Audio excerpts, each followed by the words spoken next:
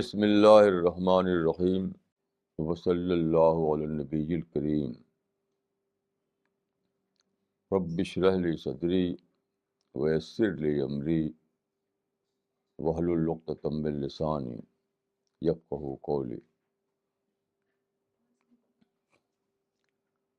آج کا ٹاپک ہے احیاء اسلام، یعنی ریوائول آف اسلام۔ دیکھیے، دو لفظ بولے جاتے ہیں اس سلسلے میں، تجدید اور احیاء۔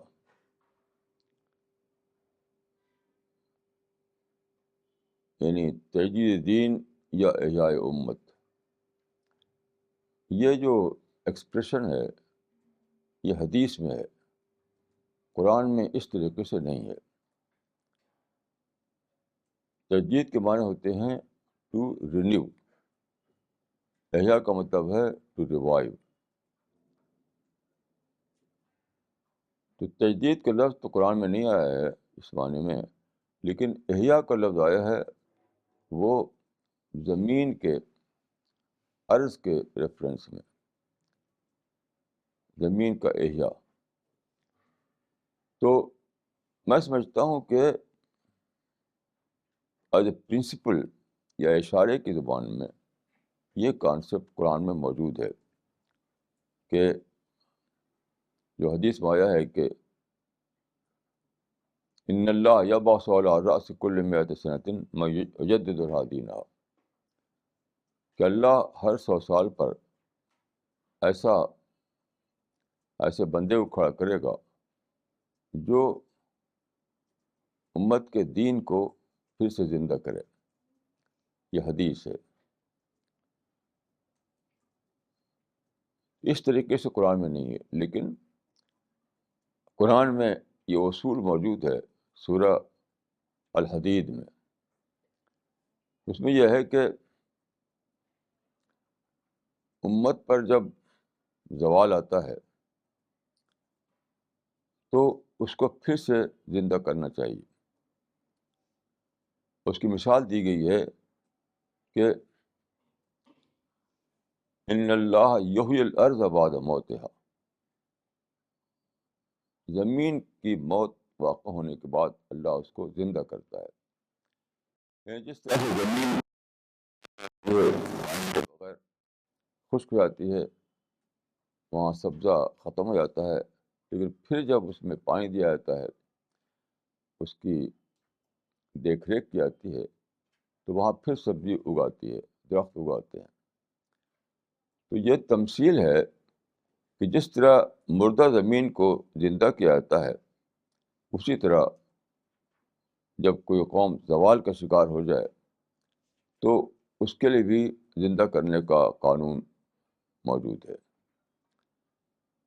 دیکھیے، یہ جو ہے اس کو کہتے ہیں ڈی جنریشن۔ حدیث میں ہے کہ لَتَتَّبَعُنَّ سُنَنَ مَنْ كَانَ قَبْلُكُمْ، تم ضرور ویسے ہی کرو گے جو کیا پچھلی امتوں نے۔ یہ کیا ہے؟ یہ ڈی جنریشن کی طرف اشارہ ہے۔ یعنی جس طرح سے پچھلی امتوں کا ڈی جنریشن ہوا، اسی طرح تمہارا بھی ڈی جنریشن ہوگا۔ یہ ایک قانون ہے، سب پر یونیورسل قانون ہے۔ ابن خلدون نے لکھا ہے کہ للاقوام اعمار کما للافراد اعمار، جس طرح فرد کی ایک عمر ہوتی ہے ویسے ہی قوم کی ایک عمر ہوتی ہے، لیکن ایک فرق ہے، فرد جو ہے اس کی عمر ختم ہو گئی تو مر گیا وہ، لیکن قوم یا امت جو ہے جب وہ زوال کا شکار ہوتی ہے تو پھر اس کو زندہ کیا سکتا ہے، جیسا کہ قرآن میں بتایا گیا زمین کی مثال سے۔ تو یہ ایک بہت بڑا مسئلہ ہے کہ مسلم امت کو کیسے پھر سے زندہ کیا جائے۔ یہ سمجھنا کہ مسلم امت کو ایکسیپشن ہے، اس پر زوال نہیں آئے گا، یہ قانون فطرت کے خلاف ہے۔ یہ پاسبل ہی نہیں ہے. مسلم امت پر بھی اسی طرح زوال آئے گا جس طرح پچھلی امتوں پر زوال آیا. یہ بات کہی گئی ہے تتبعون سنن من کان قبلکم. تو اس کو ہم زوال کہتے ہیں, ڈکلائن کہتے ہیں, ڈی جنریشن کہتے ہیں. تو یہ مسلم امت پر پوری طرح آ چکا. تو اب اس کو پھر سے زندہ کرنے کا مسئلہ ہے. اسی کو اس وقت میں کوشش کروں گا اس بارے میں. دیکھیے, جہاں تک میرا مطالعہ ہے, جہاں تک میں نے جانا ہے, لوگوں نے تجدید اور احیاء کو بہت ہی لمیٹڈ سینس میں لیا ہے, محدود معنی میں, زیادہ براڈر سینس میں نہیں لے سکے وہ.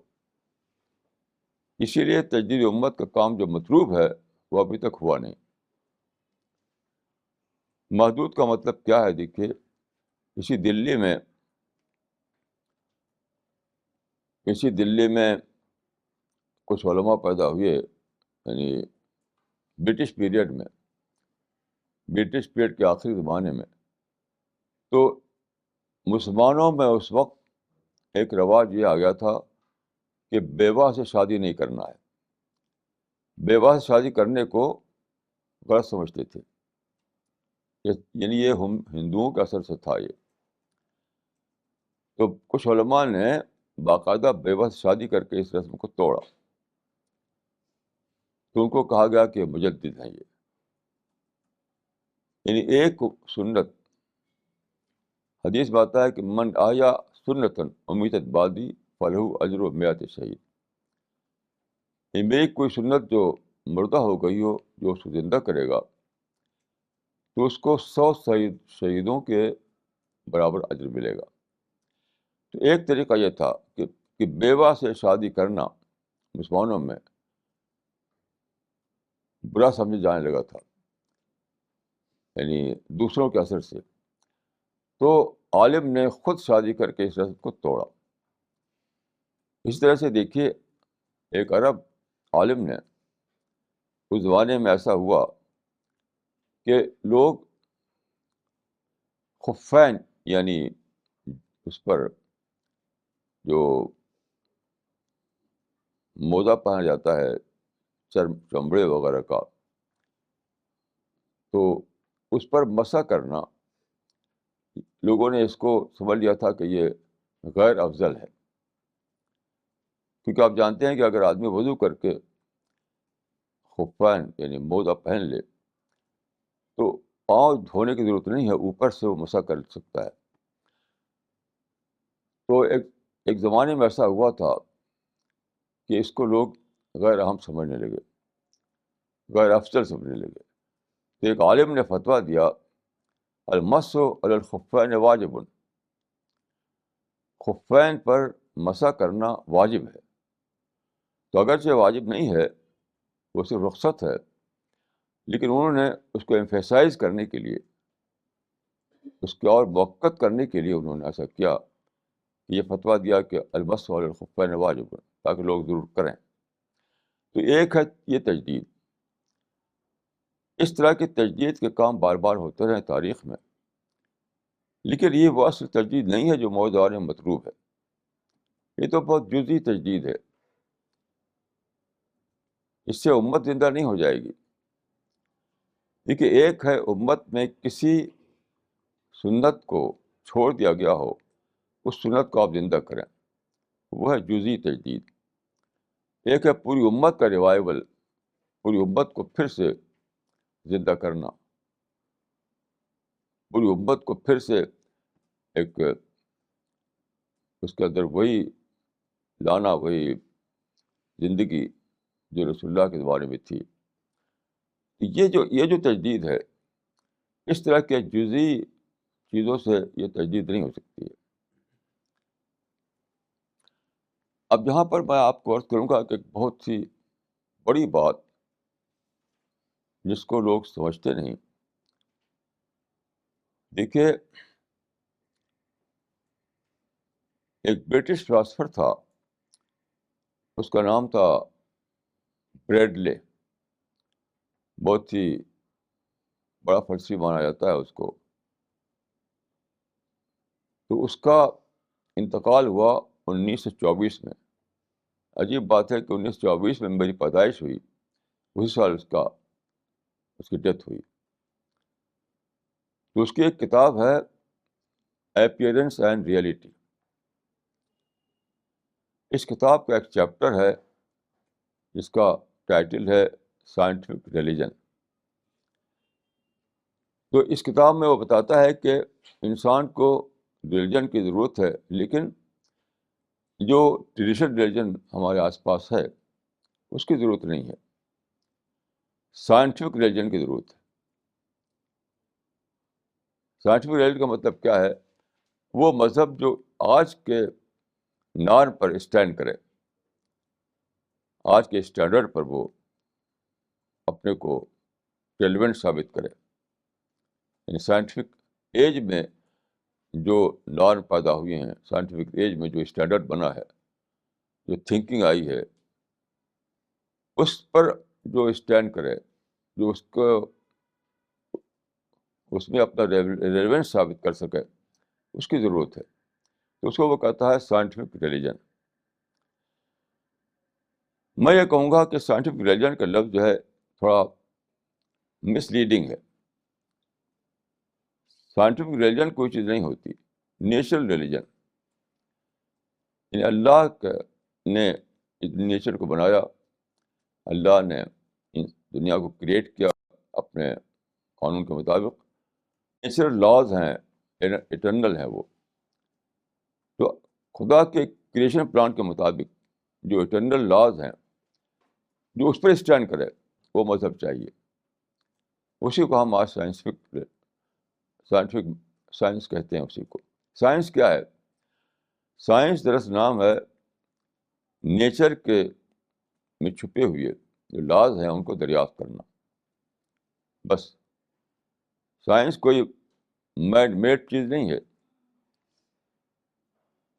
ہرگز نہیں. سائنس تو گاڈ میڈ ہے.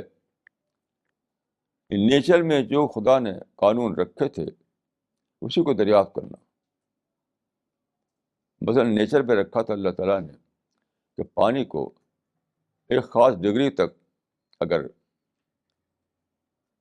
ہیٹ دی جائے تو کیا ہوگا؟ اس میں اسٹیم پاور بن جائے گی. یعنی اس کے مالیکول ڈس انٹیگریٹ ہو کر اڑنے لگیں گے. مالیکول کا ڈس انٹیگریشن جو ہے یہی پیدا کرتا ہے اس چیز کو، اس کو آپ کہتے ہیں اسٹیم پاور. یہ نیچر میں موجود تھا تو اس کو دریافت کیا. ایسی ہزاروں ہزار چیزیں ہیں جس کو سائنس نے دریافت کیا. تو جو چیز آلریڈی نیچر میں ایگزسٹ کر رہی تھی اسی کی ڈسکور کرنے کا نام ہے سائنس. بس زیادہ اور کچھ بھی نہیں. تو میں یہ کہوں گا کہ اسلام جو ہے، جو 7ویں صدی میں آیا، وہ اس سینس میں عین سائنٹیفک ریلیجن تھا. یعنی وہ سائنٹیفک ریلیجن اس سینس میں کہ وہ نیچر پر بیس کرتا تھا. جو ایٹرنل لاز ہیں، ڈیوائن لاز ایٹرنلی، وہی تو تھے اسلام. اسلام کوئی ایک چیز کا نام نہیں تھا. یعنی سائنٹیفک ریلیجن جس کو کہا ہے بریڈلے نے، اینڈ وہی تھا اسلام، جس کو ہم کہتے ہیں فطری مذہب. فطری مذہب. اب اس میں دیکھیے، اسلام آیا 7ویں سینچری میں، 7ویں صدی عیسوی میں. اس وقت کا زمانے میں سائنس کی ڈسکوری نہیں ہوئی تھی. اس وقت کا زمانہ جو تھا سپرسٹیشن بیس کرتا تھا. سب چیزیں جو ہیں سپرسٹیشن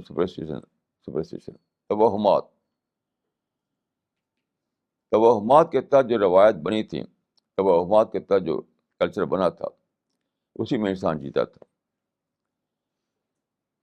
اس زمانے میں قرآن نے ایک ایسا دین پیش کیا جو مستقبل تک کو کور کر رہا تھا، یعنی سائنٹیفک دور کو کور کر رہا تھا، کیونکہ وہ نیچر پہ پیش کرتا تھا. وہ فطری مذہب تھا. فطری مذہب ہونے کی وجہ سے وہ مستقبل کو، فیوچر کو کور کر رہا تھا. لیکن ہوا کیا، رسول اللہ کے بعد اور صحابہ کرام کے بعد زمانی حالات جو ہیں وہی چھا گئے، زمانی حالات نے پریویل کیا، اور اسلام کی جو ریولیوشنری ٹیچنگ تھی، اسلام کی جو اصلاحات تھیں، وہ زمانے میں نہ آ کر کے زمانہ اپنے روایتی رواج پر چلتا رہا. یہ ہوا. اب تجدید کے معنی کیا ہے کہ ہم اس اسلام کو زندہ کریں. بیچ میں جو روایتی دور چھا گیا اس کو ہٹا کر کے پھر سے اس اسلام کو زندہ کریں جو فطری مذہب ہے، اور وہ بیڈلک الفاظ میں سائنٹیفک ریلیجن ہے.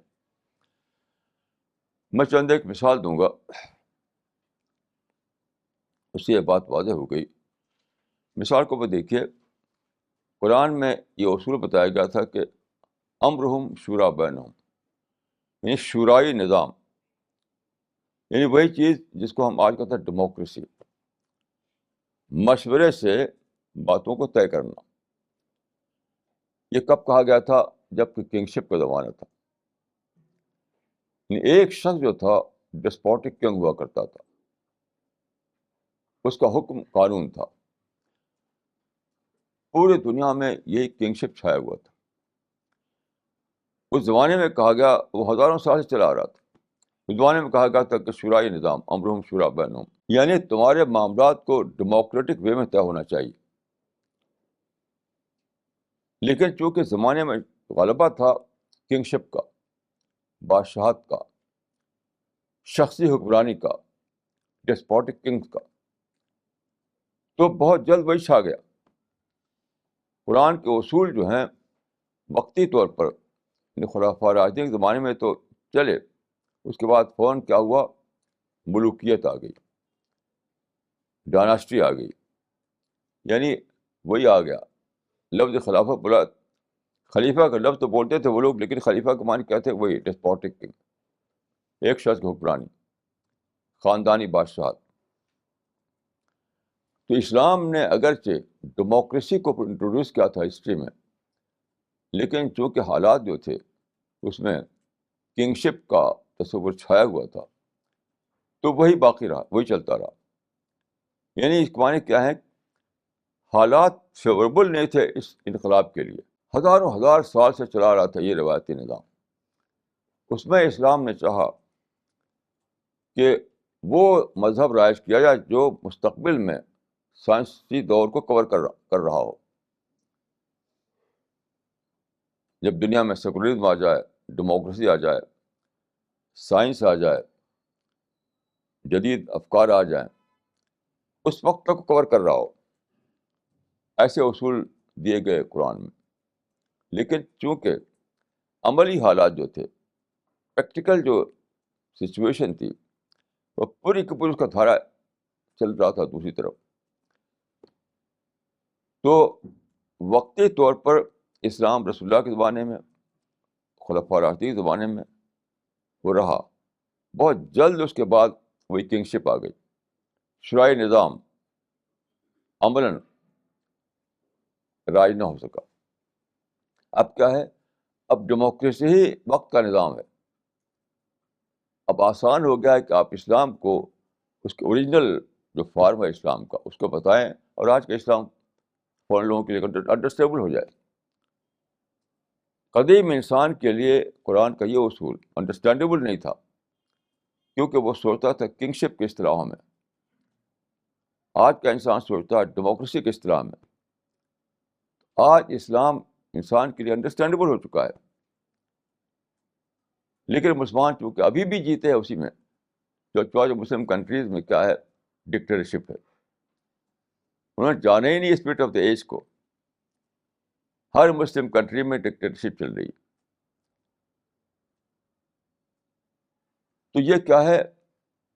تجدید کے معنی کیا ہیں؟ تجدید کے معنی ہے کہ وہ اسلام جو قرآن میں بتایا گیا تھا، فطری اصول، فطری نظام، فطری مذہب، اس کو پھر سے لایا جائے دنیا میں. کسی نے کہا ہے کہ Quran has to be re reveal today. میں سمجھتا ہوں کہ اس میں ایک جو لفظ استعمال کیا ری ریویل وہ ٹھیک نہیں ہے. ذرا صحیح ہے کہ آپ کہیں کہ Quran has to be redefine today. پھر سے ریویل کرنے کی ضرورت نہیں ہے, پھر سے ڈیفائن کرنے کی ضرورت ہے. ایسی دیکھیے بہت ساری چیزیں ہیں, اگر آپ مطالعہ کریں تو آپ پائیں گے کہ بہت سی چیزیں قرآن میں بتائی گئی تھی, لیکن بات کو چونکہ حالات کا غلبہ رہا وہ چیز چلی نہیں. لیکن اب وہ چیز قابل فہم ہو گئی ہے, اب انڈرسٹینڈیبل ہو گئی. مثال کے طور پر دیکھیے قرآن میں ہے کہ سخر لکم ما فی السماوات والارض, زمین و آسمان سب چیزوں کو ہم نے تمہارے لیے مسخر کر دیا. ایک بڑی عجیب غریب بات تھی 7 سینچری میں کہ زمین و آسمان جو ہوگا سب کا سب انسان کے لیے مسخر ہے. یہاں ایک سمجھ میں نہیں آتا تھا, 1000 سال تک انسان اس کو سمجھ نہیں پایا. یہاں تک کہ دیکھیے سر جیمز جینز ایک بہت بڑا سائنٹسٹ تھا, اس کی کتاب چھپی تھی 1930 میں, 1930 میں, دا مسٹیریس یونیورس. تو 1930 میں جو کتاب چھپی تھی اس میں لکھا تھا اس نے, it seems that man has strayed in this planet Earth accidentally, which was not made for him. زمین جو زمین ہے یہاں انسان آ گیا بھٹک کر کے, کیونکہ اس کے لیے بنائی نہیں گئی. It seems that man has strayed in this earth that was not made for him. لیکن آج آپ جانتے ہیں کہ سائنسی طور پر یہ ثابت ہوا ہے کہ زمین کا پوری کائنات بنائی گئی ہے انسان کے لحاظ سے. ابھی حال میں جو ریسرچ آئی ہے تو کہا جاتا ہے کہ کسٹم میڈ, اب جو لفظ بولا جاتا ہے وہ کسٹم میڈ یونیورس, یعنی انسان کی جو ضرورتیں ہیں, انسان کے جو تقاضے ہیں, انسان کے جو ایمبیشنس ہیں, اس کے ٹھیک مطابق بنائی گئی کائنات, پوری کائنات. تو 1930 تک کسی کو خبر اس بات کی نہیں تھی, لیکن 21 سینچری میں یہ بات آج معلوم ہو گئی ہے کہ اللہ تعالیٰ نے انسان کے ساتھ یہ بہت بڑا معاملہ کیا ہے. وَلَقَدْ كَرَّمْنَا بَنِي آدم, ایک مکرم مخلوق کے طور پر اللہ پیدا کیا انسان کو, اور ساری کائنات کو اس طرح پر بنایا کہ انسان کے لیے فیوریبل ہو, انسان کے لیے فیوریبل ہو. تو جو بات کہی گئی تھی قرآن مجید میں 7 سینچری میں, کیونکہ انسانی علم جو تھا وہ اس سے مطابقت نہیں کرتا تھا تو انسان سمجھ نہیں سکا اس کو. اب آج جب سائنس نے کھول دیا ہے ان باتوں کو, آج وہ چیز انڈرسٹینڈیبل ہو گئی ہے. یہ ہے تجدید کہ اس آیت کو پھر سے ری اپلائی کریں آپ. تجدید وجہ کا مطلب ہے اپلیکیشن, یعنی اسلام کو ری اپلائی کرنا. یہ کوئی نئی بات نہیں کرنا ہے, کوئی انوویشن نہیں کرنا ہے, صرف یہ کرنا ہے کہ ری اپلائی کریں آپ.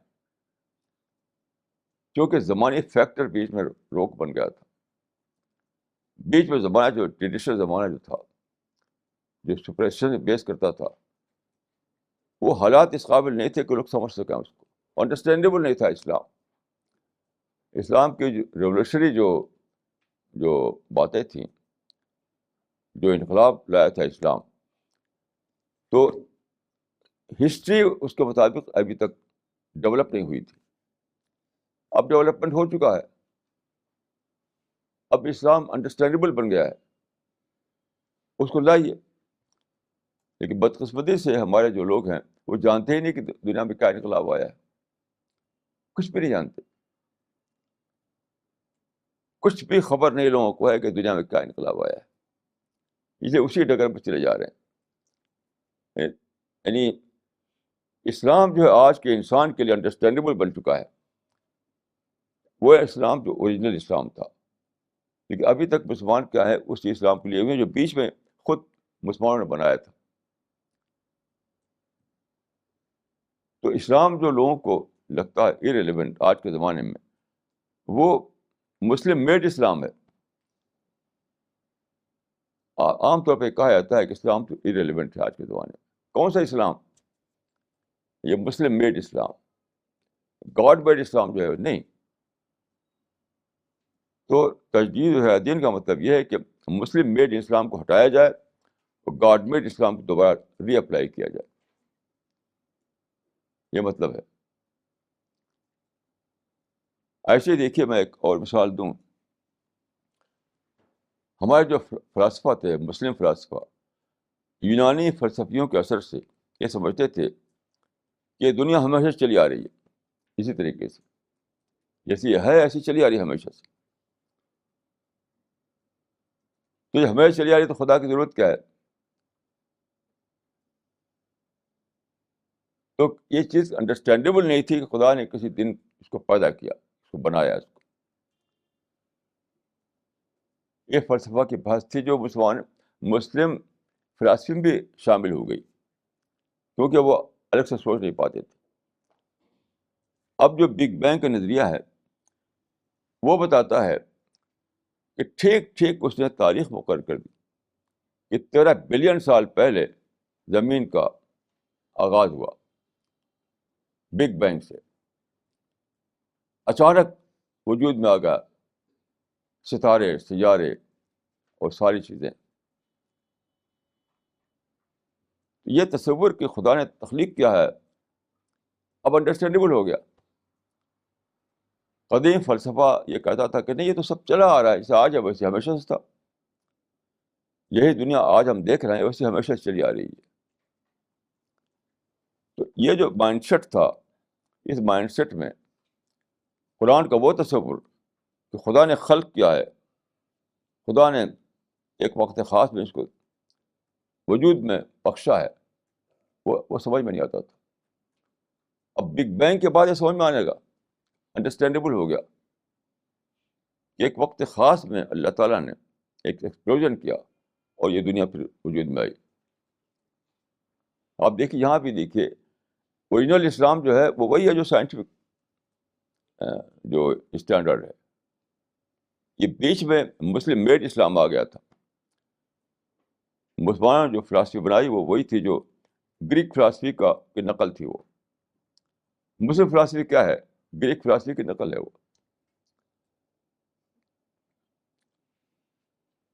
تو مسلم فلاسفی کے تحت انسان جو ہے سمجھ نہیں پاتا تھا کیونکہ وہ تو گریک فلاسفی تھی وہ.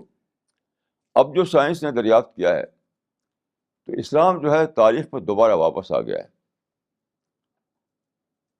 تو جس چیز کو بریلے کہتا ہے سائنٹیفک ریلیجن وہی تو ہے اسلام. اسلام اور کیا ہے؟ وہی ہے، وہی ہے، کوئی دوسری چیز نہیں ہے اسلام. تو اس طرح کی بہت ساری چیزیں ہیں. اس وقت میں یہ کہنا چاہتا ہوں کہ 3 خاص پہلوؤں پر آپ غور فرمائیں جو بعد کے زمانے میں مسلمانوں میں رائج ہوا. جو ہمیں تجدید کرنا ہے 3 خاص پہلوؤں سے کرنا ہے.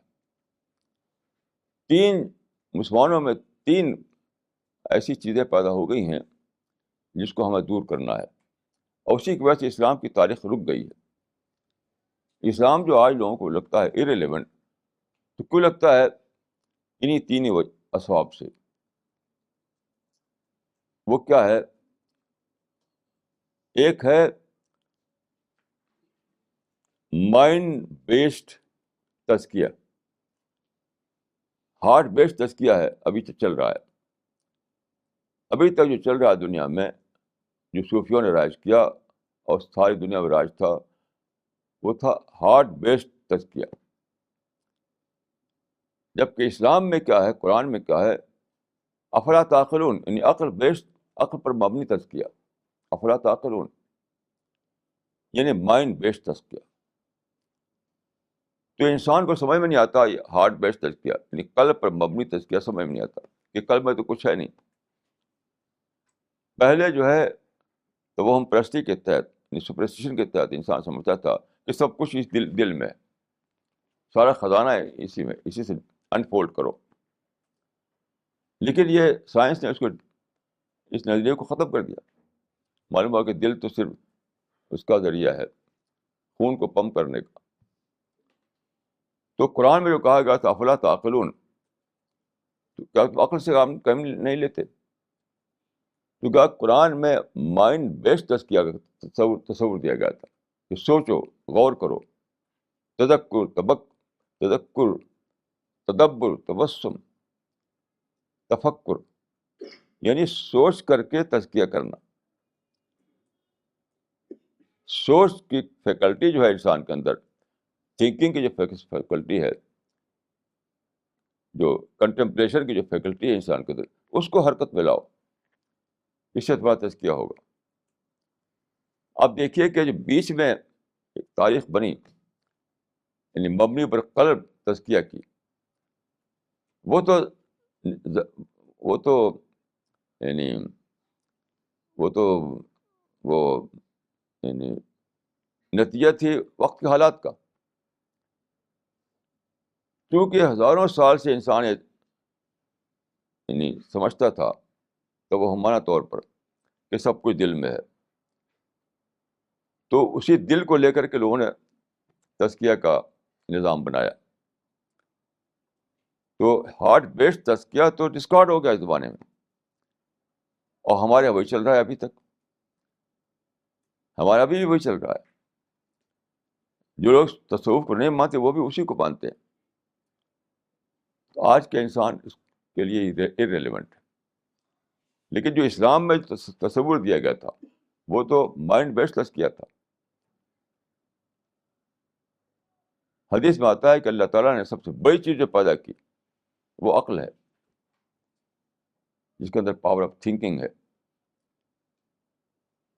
تو عقل کے ذریعے سے تزکیہ کرنا، یعنی مائنڈ بیسڈ تزکیہ، یہ تھا اسلام کا تصور. تو اس کو لے آئیے واپس. آج کا انسان کہے گا کہ بالکل سائنٹیفک ہے، بالکل ریلیونٹ ہے، یہ تو ہم چاہتے تھے. یہ ہے تجدید، یہ ہے احیاء. احیاء جو ہے کسی نئی چیز کو لانے کا نام نہیں ہے. کچھ لوگ سمجھتے ہیں کہ اسلام کو ریوائز کرو. بہت سی کتابیں لکھی گئی ہیں، اس کا مطلب ہے کہ اسلام کو ریوائز کیا جائے. یہ بالکل غلط ہے. اسلام کو ریوائز کرنا، اسلام میں ریفارم لانا، یہ بالکل غلط بات ہے. میں اس کو نہیں مانتا. ایک کتاب ہے، اس کا نام ہے ماڈرن اپروچ ٹو اسلام. اب ماڈرن اپروچ ٹو اسلام، اس میں یہ بتایا گیا ہے اسلام کو ریوائز کرو، اسلام کو ریفارم کرو. یہ اسلام چلنے والا نہیں ہے. اس کو میں نے پڑھا تو میں نے کہا یہ جو آدمی کہہ رہا ہے اس کو یہ کہنا چاہیے کہ میڈ اسلام کو ہٹاؤ، گاڈ میڈ اسلام کو لے آؤ. کیونکہ جو باتیں اس نے لکھی ہیں وہ اپلائی ہوتی ہے میڈ اسلام پر، یا مسلم میڈ اسلام پر. خدا نے جو بھیجا اس پر نہیں. تو تجدید احیاء کا مطلب کیا ہے؟ اسی اسلام کو جو رسول اللہ کے زمانے میں تھا، صحابہ کے زمانے میں تھا، اس کو ری اپلائی کرنا آج کے حالات پر. یہ ہے تجدید، یہ ہے احیاء. تو میں نے ہارٹ بیسڈ تزکیہ ڈسکارڈ ہو چکا ہے. مائنڈ بیسڈ تزکیہ جو ہے وہ بالکل سائنٹیفک کانسیپٹ ہے. اس کو آپ لائیے، اس کے اصول مقرر کیجیے، اس پر لوگوں کو بتائیے، ڈسپلن اس کو ڈیولپ کیجیے. تو انسان بالکل سمجھ جائے گا کہ یہ تو بالکل آج کا، یہ تو سائنٹیفک مذہب ہے تمہارا. یہ تو وہی سائنٹیفک مذہب ہے جو ہم چاہتے تھے. سائنس کہہ رہی ہے کہ سارا سوچ اور جذبات دونوں کا مرکز جو ہے وہ مائنڈ ہے، برین ہے، دل نہیں ہے. اب جب آپ یہ اسلام پیش کریں گے، مائنڈ بیسڈ تزکیہ کا اسلام، تو اس کو بالکل آج کی چیز لگے گا. آج کی چیز لگے گا. یہی ہے تجدید، یہی ہے احیاء. چند جزئی باتوں کو اصلاح کرنا یہ تو اصلاح ہے، تجدید و دین نہیں ہے وہ. یہ ہمیشہ رہے گا کہ جزئی باتوں کا آپ اصلاح کرتے رہیں گے تو وہ ہے اصلاح. تجدید اور احیاء کا جو لفظ ہے وہ وسیع تر معنی میں بولا جائے گا، اس سے وسیع تر معنی مراد ہے اس سے. تو ایک ہے پہلو تجدید کا یہ کہ ہارٹ بیسڈ تزکیہ کو آپ چھوڑیں اور مائنڈ بیسڈ تزکیہ کو پکڑیں ایز اے ڈسپلن. اس کے اصول مقرر کریں، اس کے طریقوں کو ڈیولپ کریں، اس کے انڈرسٹینڈیبل بنائیں آج کے انسان کے لیے، جس کو میں کہا کرتا ہوں اپنے لفظوں میں re engineering of mind. Re engineering of mind یہی ہے آج کا تزکیہ. Re engineer of mind divine line پر، اسلامک لائن پر، قرآنی لائن پر. تو یہ ہے تجدید، یہ ہے احیاء. اسی طرح سے ایک چیز ہے جس کو میں کہوں گا ریزن بیسڈ آرگومنٹ. آج کا زمانہ جو ہے ریزن کا زمانہ ہے. میں نے ایک کتاب پڑھی، موٹی سی کتاب تھی، اس کا نام تھا age of reason. Age of reason یعنی سائنس نے ایک نئی تبدیلی پیدا کی دنیا میں. پہلے زمانے میں کیا تھا، قیاسات سے رائے قائم کرتے تھے، قیاسات سے. اب مشاہدہ کیا جاتا ہے، تحقیق کی جاتی ہے. ایک سادہ مثال دی ہے برٹن رسل نے اس بات کی کہ پہلے کیا تھا اب کیا ہے. مجھے لکھ کے آیا کہ ارسطاٹل جو ہے، ارسطو نے اپنی کتاب میں لکھا ہے کہ عورت جو ہے وہ سوسائٹی میں عورت کا رول اس نے سیکنڈری رکھا. سیکنڈری سوسائٹی میں عورت کا رول اس نے سیکنڈری رکھا ہے. اس کی وجہ یہ بتائی کہ عورت کے منہ میں کم دانت ہوتے ہیں. تو نے لکھا ہے کہ اگر وہ اپنی بیوی سے کہتا کہ منہ کھولو میں تمہارا دانت گنوں گا،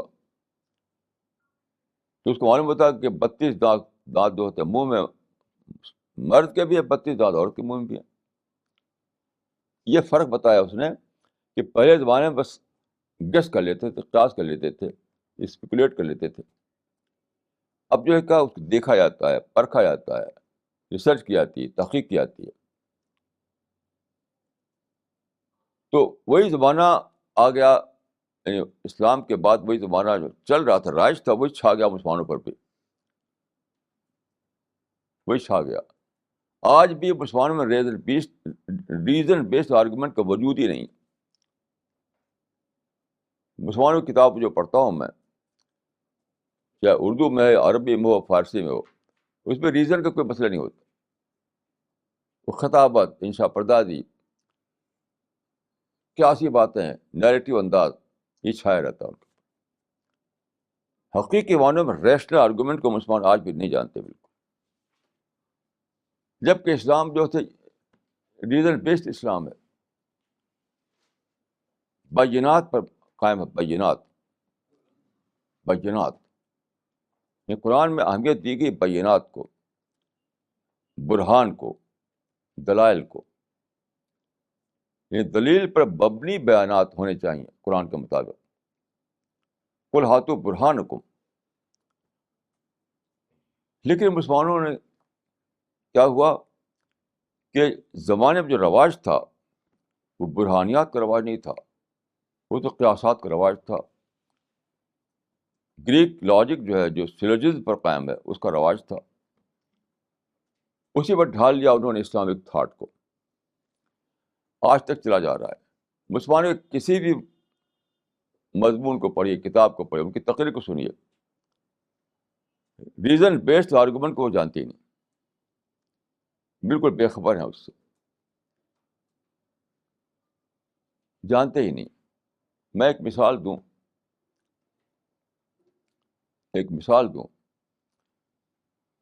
ایک بہت مشہور کتاب ہے اور بہت بڑے عالم کی کتاب ہے، امام ابن تیمیہ. اس کا نام ہے الصارم المسلول علی شاتم الرسول. موٹی سی کتاب ہے.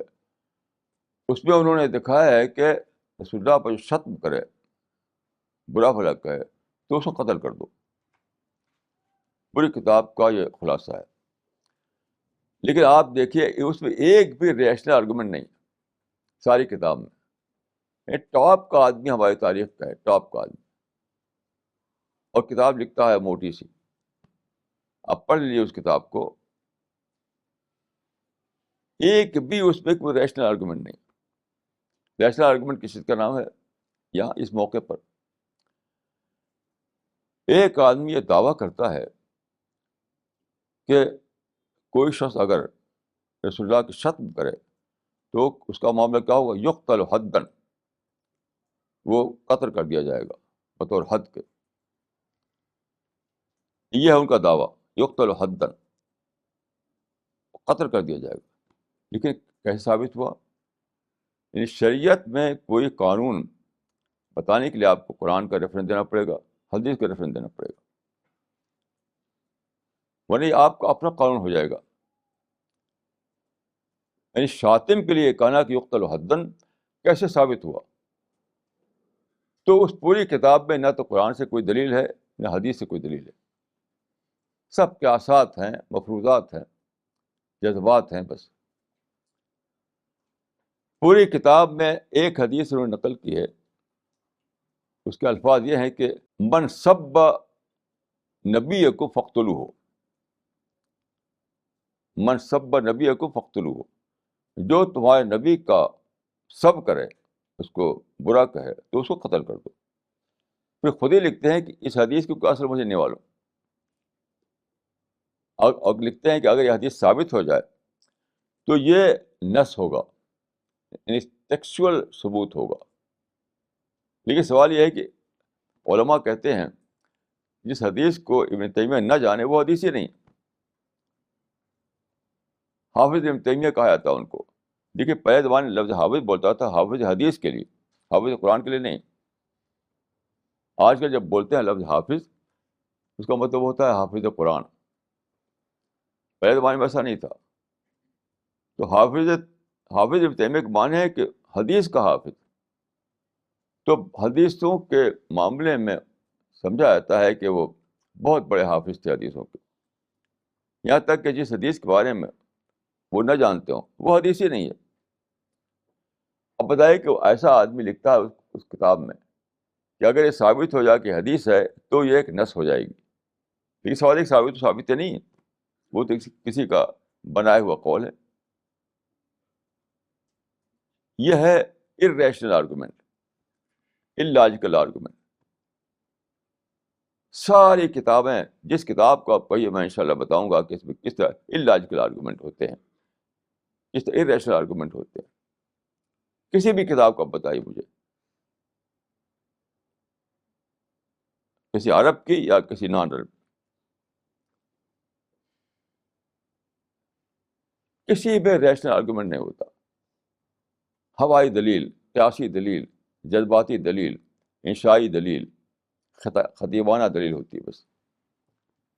اب دیکھیے کہ قرآن نے کہا تھا قل ہاتوا برہانکم، یعنی استدلال کو برہان پر کھڑا کرو. یہ تو وہی ہے جو آج سائنس کہتی ہے کہ فیکٹس اینڈ فگر پر دلیل کو قائم کرنا چاہیے. یہی سائنس کہتی ہے کہ تمہارے پاس فیکٹس اینڈ فگر ہونے چاہیے. وہی تو قرآن میں ہے قل ہاتوا برہانکم. تو قرآن نے انٹروڈیوس کیا تھا تاریخ میں اس اصول کو کہ آرگومنٹ ریشنل ہونا چاہیے،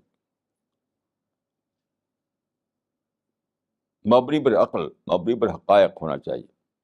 لیکن چونکہ زمانے میں رواج نہیں تھا تو مسلمان اسی پر چل پڑے جو زمانے کا رواج تھا. جو زمانے کا رواج تھا اسی پہ چل پڑے کہ نیریٹو انداز میں کہہ دیا تب بھی بات ثابت ہو گئی، پیاس سے کہہ دیا تب بھی ثابت ہو گئی بات، خطیبانہ انداز میں کہہ دیا تب بھی بات ثابت ہو گئی. کل میرے پاس عربی کی 3 کتابیں آئی ہیں ایک مشہور عالم کی. عربی کی، اس کا ایک چیپٹر میں نے پڑھوایا، اور دھواں دھار ایک بات کہہ رہے ہیں اس کے اندر، دلیل کچھ نہیں. آپ کو شک ہو تو میرے پاس آئیے، میں دکھاؤں گا آپ کو کتاب. تو گیا کہ اسلام نے انٹروڈیوس کیا تھا ریشنل آرگومنٹ کو، بیچ میں حذف ہو گیا. مسلمان جو لٹر پیدا کیا وہ زمانی اثر سے مغلوب ہو گیا، زمانی اثر سے. اب کیا ہے، اب ہم اسی کو لائیں، پھر اسی اسلوب کو، برہانی اسلوب کو. برہانی اسلوب جو قرآن میں بتایا گیا تھا اسی کا نام ہے ریشنل اسلوب. ریشنل اسلوب یہ تجدید، یہ احیا، کہ اوریجنل اسلام میں، اصل اسلام میں، خدا کے اتارے ہوئے اسلام میں جو برہانی اسلوب بتایا گیا تھا، یعنی ریشنل اسلوب، اس کو زندہ کرو. بیچ ہٹا دو، یہ سب، یہ مین میڈ اسلام کو ہٹا دو، مین میڈ اسلام کو ہٹا دو، مسلم میڈ اسلام کو ہٹا دو، اور گاڈ سینٹ اسلام جو ہے، گاڈ میڈ اسلام، اس کو واپس لاؤ. یعنی برہانیات پر قائم کرو، ریشنل آرگومنٹ دو، ریزن سے بات کرو. میرے خلاف بہت سارے کتابیں چھپی ہیں، مضامین چھپے ہیں، میں ان کو پڑھتا ہوں، ایک بھی میرے خلاف کوئی دلیل نہیں دی گئی. وہ کتاب میں لکھ رہی ہیں، کتابیں چھپ رہی ہیں، باقاعدہ میرے خلاف کتابیں چھپی ہیں، مضامین چھپتے رہتے ہیں برابر. ابھی بھی تازہ شمار ہے، ایک صاحب نے ایک مشہور پرچہ ہے، اس میں میرے خلاف چھپا ہے، ایک بھی اس کے اندر دلیل نہیں، سب وہی انشائیہ اسلوب، خطیبانہ اسلوب میں پورا مضمون ہے ان کا. تو یہ کیا ہے، اسلام نے انٹروڈیوس کیا تھا برہانی اسلوب کو یا ریشنل اسلوب کو، لیکن زمانے کا اثر غالب رہا، مسلمان اس کو اختیار نہ کر سکے، اور 1000 سال تک جو کتابیں چھاپی گئیں وہ اسی زمانی اسلوب پر تھی. وہ اب زمانہ، اب جب اسلامی سائنسی انقلاب آیا تو سائنسی انقلاب پر وہ معلوم ہوا کہ یہ تو ریلیونٹ نہیں ہے، اس اسٹینڈرڈ پوری نہیں اترتی ہے. تو بریلڈر نے کہا کہ ہمیں ایک سائنٹیفک ریلیجن چاہیے. میں کہوں کہ وہی تو ہے اسلام، وہی تو ہے اسلام. اب ہمیں کیا کرنا ہے، تجدید کرنا ہے، احیا کرنا ہے، زندہ کرنا ہے، اس کو ریوائیو کرنا ہے. اسی برہانی اسلوب کو، جس اسلوب کو قرآن میں برہانی اسلوب کہا گیا، اسی کا نام ہے ریشنل اسلوب، ریزن بیسڈ آرگومنٹ. اس کو ہم واپس لائیں تو انسان چلا اٹھے گا کہ یہی تو چاہیے تھا، ھذا ھو المطلوب. بریڈلے کے ماننے والے چلا اٹھے ہیں کہ ھذا ھو المطلوب، یہ تو ہم چاہتے تھے. یہ ہے تجدید، یہ ہے دین. اب قرآن مجید کو آپ پڑھیں تو اس میں سارا نیچر کی باتیں ہوتی ہیں. زمین پر غور کرو، آسمان پر غور کرو، بارش کو دیکھو، اس میں تمہیں تذکیر ہے، اس میں تمہیں خدا کی معرفت ملے گی. اس میں مثال کے طور پر آپ سورہ آل عمران کے آخری رکوع پڑھیے، ان فی خلق السماوات والارض. سارا اب لگتا ہے کہ زمین و آسمان پر غور کرنے سے ساری معرفت کے دروازے کھلتے ہیں. اور ہمارے علماء کا حال کیا ہے ہوا، زمانی اثر سے، زمانی اثر سے. میں ایک واقعہ عرض کروں کہ شاہ اللہ صاحب کے والد جو تھے وہ صوفی تھے. شاہ اللہ صاحب بہت بڑے عالم مانے جاتے ہیں، ٹاپ کے علماء میں ان کا شمار ہوتا ہے. تو جب وہ کم سن تھے، نوجوانی کی عمر میں تھے، ایک بار اپنے کچھ ساتھیوں کے ساتھ وہ باہر چلے گئے، باغ میں چلے گئے. کچھ دیر میں واپس آئے، والد نے اس کو پوچھا کہ کہاں گئے تھے؟ کہا کہ میں باغ میں چلا گیا تھا. تو کہا تم نے وقت ضائع کیا، اتنی دیر تم نے مراقبہ کیا ہوتا، اتنی دیر تم نے جو طریقے ہیں تصوف کے اس پر عمل کیا ہوتا. اب دیکھیے کہ وہ جو ہے ان کا ذہن کیا تھا تو تزکیہ جو ہوتا ہے وہ کمرے میں مراقبہ بند کر کے، آنکھیں بند کر کے مراقبہ کرنے سے ہوتا ہے. باغ میں جو خدا کی جلوے ہیں اس میں تزکیہ کا سامان نہیں.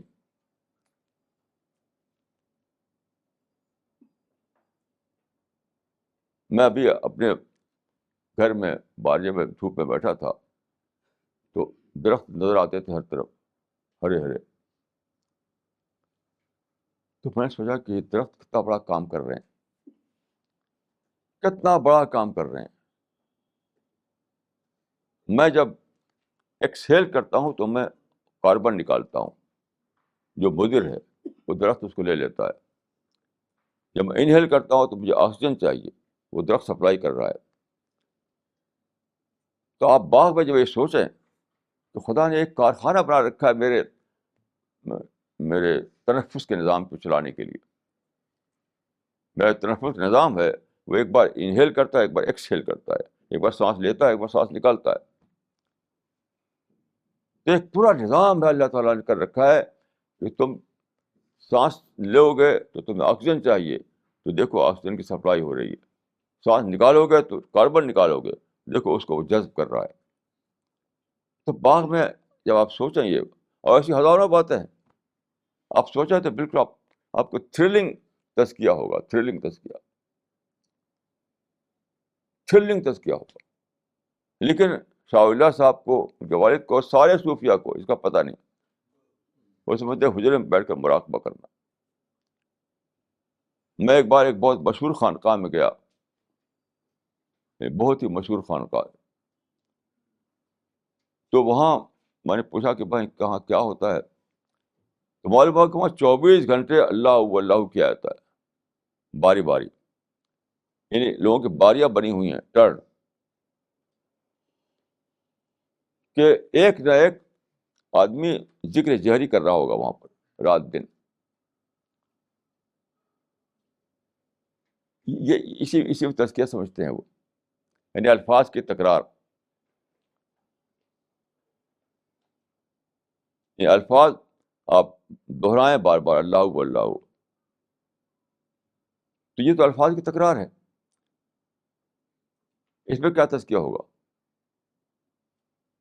24 گھنٹے یہی کام ہوتا تھا وہاں. باریاں لگی ہوئی تھی، باریاں. دیکھیے تزکیہ یہ ہے کہ آپ کائنات پر سوچیں، زمین و آسمان پر غور کریں. ایک ایک پتے پر آپ کو سوچنا ہے، ایک ایک ذرے پر سوچنا ہے آپ کو. اور یہی تزکیہ قرآن میں بتایا گیا ہے. غور کرو زمین و آسمان میں، غور کرو کائنات میں. سینکڑوں آیتیں قرآن میں اسی پر ہیں کہ فطرت کی نشانیوں پر غور کرو. سورج، چاند، زمین و آسمان، دریا، پہاڑ، اس پر غور کرو. تو کیا کہ اسلام کا جو تزکیہ ہے وہ بیس کرتا ہے غور فکر پر، سوچ پر، مائنڈ کو ایکٹیویٹ کرنے پر. اور لوگوں نے کیا سمجھا کہ وہ حجرے میں بیٹھ کر مراقبہ کرو، چادر اوڑھ کر کے. تو دیکھیے ایک چیز ہے جس کو میں نے عرض کیا کہ مائنڈ بیسڈ تزکیہ ہمیں انٹروڈیوس کرنا ہے اسلام کے حوالے سے. یعنی مائنڈ بیسڈ تزکیہ کو ہمیں زندہ کرنا ہے، جو کہ لوگ بھول چکے ہیں. یعنی ہارٹ بیسڈ تزکیہ کو ہٹانا ہے، مائنڈ بیسڈ تزکیہ کو لانا ہے. یہ ہے سائنٹیفک ریلیجن. اس طریقے سے دیکھیے ریشنل آرگومنٹ کی بات میں نے کہی، ریزن بیسڈ آرگومنٹ کو لانا ہے ہمیں. پورا جو مائنڈ سیٹ مسلمانوں کا ہے اس بارے میں مجھے کوئی ایک بھی ایکسیپشن نہیں معلوم ہے جو ریزن بیسڈ آرگومنٹ کو جانتا ہو. آپ کو شک ہو تو آئیے میں آپ کتابیں دکھاؤں گا آپ کو. میں irrational آرگومنٹ سے بھری ہوئی مسلمانوں کی کتابیں. اسی طرح سے دیکھیے تیسری چیز جو ہے وہ کیا ہے؟ پیس بیسڈ ایکٹیویزم. پیس بیسڈ ایکٹیویزم یعنی مبنی بر امن جد و جہد. یہ مسلمان جانتے ہی نہیں. قرآن میں صاف صاف ہے کہ الصلح خیر، یعنی peaceful activism is the best activism. الصلح خیر کا مطلب یہ ہے کہ peaceful activism is the best activism. اور مسلمان کیا کر رہے ہیں؟ جہاں دیکھیے وہاں لڑائی بھڑائی جاری ہے. اس زمانے کی سب سے مشہور جو جماعت الاخوان المسلمون جو سارے عرب میں پھیلی ہوئی ہے، اس کا کیا اصول ہے؟ اس کا اصول ہے الجہاد و منہجنا. الجہاد و منہجنا کا مطلب کیا ہے؟ یہاں جہاد سے مراد مسلح جہاد، یعنی آرمڈ اسٹرگل. آرمڈ اسٹرگل اور میتھڈ. آپ غور کیجئے، قرآن میں تو اصل و خیر، peaceful activism is the best activism. یہ کہہ رہے ہیں کہ armed struggle is the best struggle. یہ کیوں؟ یہ زمانہ بول رہا ہے. مسلمانوں کی جو کنڈیشن ہی ہوئی زمانی حالات کے اعتبار سے، اسی میں سوچتے رہے. پیسفل ایکٹیویزم کو جان ہی نہیں سکے. وہ رسول اللہ نے بہت بار ڈیمونسٹریشن دیا تھا حدیبیہ کے شکل میں پیسفل ایکٹیویزم کا. اور اس حدیث کیا عملی مظاہرہ تھا. یہ حدیث میں آتا ہے کہ ان اللہ یعطی علی الرفق ما لا یعطی علی العنف. اس حدیث میں ایک پرنسپل بتایا گیا ہے، اور حدیبیہ اس کا ڈیمونسٹریشن ہے. یعنی پیس جو ہے زیادہ افیکٹو ہے بمقابلہ وار کے، لڑائی کے. تو قرآن میں اصول بتایا گیا. رسول اللہ نے حدیبیہ کے شکل میں اس کو ڈیمونسٹریشن دیا، لیکن پوری تاریخ چل پڑی اسی پر، لڑائی بھڑائی. آج تک لڑائی بھڑائی جاری ہے. دنیا کے مختلف حصوں میں آپ جانتے ہیں کہ آج کل جہاد کے نام سے آرمڈ اسٹرگل جاری ہے. گن بم کلچر چل رہا ہے. کیوں چل رہا ہے؟ اس لیے کہ زمانے کے اثر سے جو مائنڈ بنا تھا مسلمانوں کا، اس کو ڈیٹیچ کر کے نہ سوچ سکے. وہ ہمیں آج ڈیٹیچ کرنا ہے، ایک پروسیس آف ڈیٹیچمنٹ چلانا ہے. ہمیں اپنے کو الگ کر کے سوچنا ہے. پھر ہم قرآن والے وژڈم کو سمجھیں گے، تب قرآن والا وژڈم ہمارے سامنے آئے گا. یعنی پیس بیسڈ ایکٹیویٹی تب سامنے آئے گا. اب جو سوچ ہے مسلمانوں کی، وہ قرآن سے لی ہوئی نہیں ہے، حدیث سے لی ہوئی نہیں ہے. وہ زمانی اثرات سے ہے. جس کا قول تھا کہ الحرب انفال الحرب، جنگ کی کاٹ جنگ ہے. لیکن اسلام کا اصول کیا دیا؟ السلم انفال الحرب. یہ اصول دیا تھا. الصلح خیر کا مطلب کیا ہے؟ السلم انفال الحرب. یعنی امن کی طاقت زیادہ بڑی طاقت ہے، اس سے تم تشدد کو زیر کر سکتے ہو. لیکن مسلمان آج بھی اسی میں جی رہے ہیں. تو تجدید کیا ہے؟ تجدید ہے کہ آپ اصول خیر کو زندہ کریں، السلم انفال الحرب کو زندہ کریں، پیس بیسڈ ایکٹیویزم کو زندہ کریں. تو میں اللہ تعالیٰ سے دعا کرتا ہوں کہ مجھ کو اور آپ کو اللہ تعالیٰ ہدایت دے اور ہم صحیح معنوں میں دین کی تجدید کر سکیں. اقول قولی ھذا واستغفر اللہ لی ولکم اجمعین.